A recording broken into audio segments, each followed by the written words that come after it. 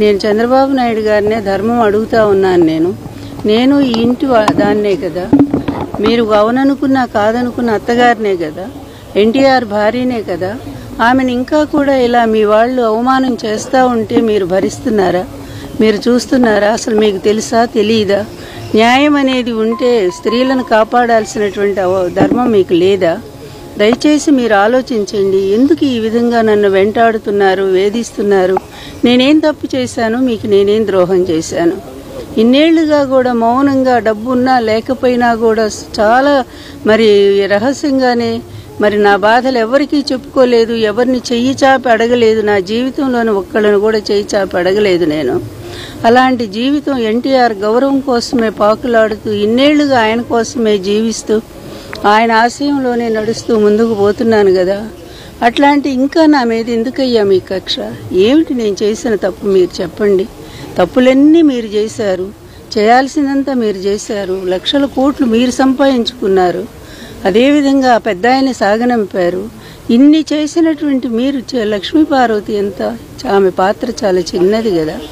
ఆమెను ఎందుకు ఇంతగా వేధిస్తున్నారో దయచేసి ఇప్పుడైనా ఎవరో మీ మీడియా వాళ్ళెవరో, మీ సోషల్ మీడియానో ఎవరో ఎందుకు ఆమెను వేధిస్తున్నారు? మా ఎన్టీఆర్ గారి భార్య అనే గౌరవాన్ని మీరు ఉంచమని చెప్పి నేను మీ ద్వారా ఆయనకు తెలియచేస్తున్నాను. ఇటు చూడండి ఒక్కసారిగా మీకు, ఎందుకంటే ఆధారం లేకుండా మాట్లాడకూడదు కదా.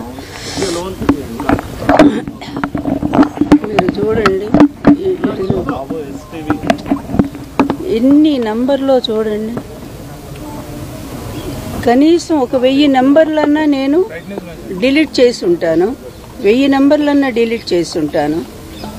అయినా కూడా ఆగకుండా రాత్రిపూట అసలు ఏదన్నా నాకు అర్జెంట్ కాల్ వస్తుందేమో కూడా తెలియదు కదా.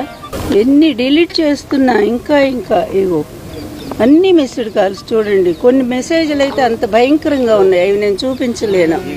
ఎందుకంటే అదే నా పరువుకు తక్కువ అవుతుంది గనక. ఇంకెవరుంటారు బాబు? నన్ను విమర్శిస్తుంది ఎవరు ఇన్ని సంవత్సరాలుగా చెప్పండి? ఇంకెవరున్నారు? నాకు శత్రువులు బయట ఎవరైనా ఉన్నారా?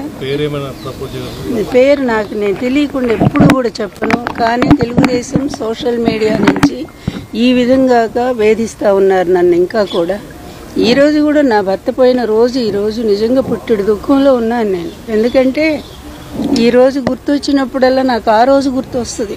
జనవరి 17 ఆయన అనుభవించిన మానసిక క్షోభ, ఆయన పడ్డ బాధ, నిజంగా ఆయన గుండె ఎలా ఆగిపోయిందో ఇవన్నీ గుర్తొచ్చి నాకు మనసంతా కలిచి వేస్తుంది. ఎవరు మోస్తారు ఈ బాధని చెప్పండి? ఈ రోజుల్లో ఎవరైనా ఉన్నారా? కానీ ఆయన అతిగా ప్రేమించాను కనుక ఆయన బాధను కూడా నేను స్వీకరించాను, ఆయన ఆశయాన్ని కూడా నేను తీసుకున్నాను. అందుకే ఇన్నేళ్లు కూడా ఒంటరిగానే ఉండి ఆయన కోసమే ఏడుస్తున్నాను, ఆయన కోసమే పోరాటం చేస్తున్నాను. అయినప్పటికీ కూడా ఇంకా నన్ను వదిలిపెట్టుకుని ఎందుకు అవమానం చేస్తారు? నేను ఎవరినైనా మిమ్మల్ని మీ వ్యక్తిగత జీవితాలు నేను అడిగానా? మీ అందరికి కూడా తల్లులు ఉన్నారు కదా, మీకు చెల్లెళ్ళు ఉన్నారు, అక్కలున్నారు. ఇంతమంది ఉన్నటువంటి ఒక తల్లి గర్భంలోంచి వచ్చినటువంటి వాళ్ళు అట్లాంటి భాష ఎలా